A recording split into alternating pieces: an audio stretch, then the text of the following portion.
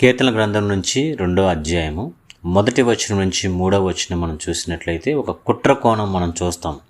Voice of the nations, conspiracy.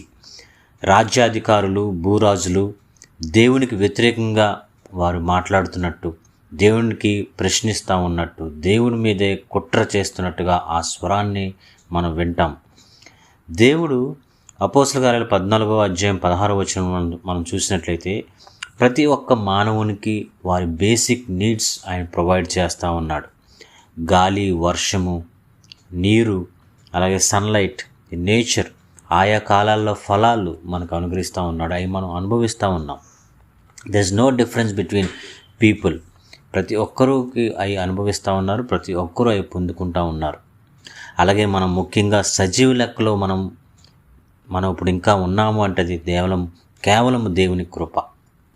While God is providing us these basic needs, why people rebel against God? మరి దేవుడు ప్రతి ఒక్కరికి కూడా ఇటువంటి బేసిక్ నీడ్స్ సహజంగా మానవునికి కావాల్సినవి అన్నీ కూడా ఆయన ఇస్తూ అయినా ఎందుకు మరి తిరుగుబాటు చేస్తూ ఉన్నారు? అలాగే రక్షకుడు మీద తిరుగుబాటు చేస్తూ ఉన్నారు. ఆయన క్షమాపణ కూడా అంగీకరించడం లేదు. సో ఈ కీర్తన దాన్ని నొక్కి చెప్తా ఉంది. మనం తిరుగుబాటు అనేది మనం చూసినట్లయితే బైబిల్లో పాత నిబంధనలో బబులోను గోపురము, టవర్ ఆఫ్ బేబుల్ దగ్గర నుంచి మొదలుకొని క్రీస్తుని సిలువ వేయుట వరకు, క్రూసిఫిక్షన్ ఆఫ్ క్రైస్ట్ వరకు మనం చూస్తాం ఈ తిరుగుబాటుతనము. అలాగే ప్రకటన గ్రంథంలో అర్మేగెడమ్, రెవల్యూషన్ 19:11లో మనం చూస్తాము యుద్ధము, చెడుకి మంచికి మధ్య యుద్ధము, battle between God and evil. And it's the end of the current world and beginning of God's kingdom.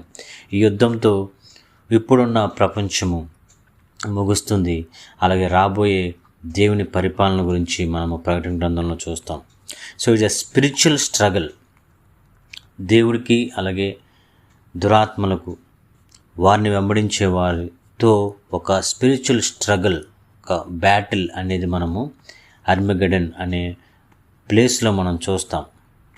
So మానవులు దేవుని మీద వ్యతిరేకంగా తిరుగుబాటు చేయడము, ఇది మనం చూసినట్లయితే వారి అమాయకత్వం అనుకోవాలో లేక కొంతమంది అవివేకం వల్ల దేవుని మీదే, ఆ సర్వసృష్టికర్త మీదే తిరుగుబాటు చేయడము, అది ఎంత ఫులిష్నెస్ లేక ఎంత మూర్ఖత్వం అనేది బైబిల్ తెలియజేస్తూ ఉంది.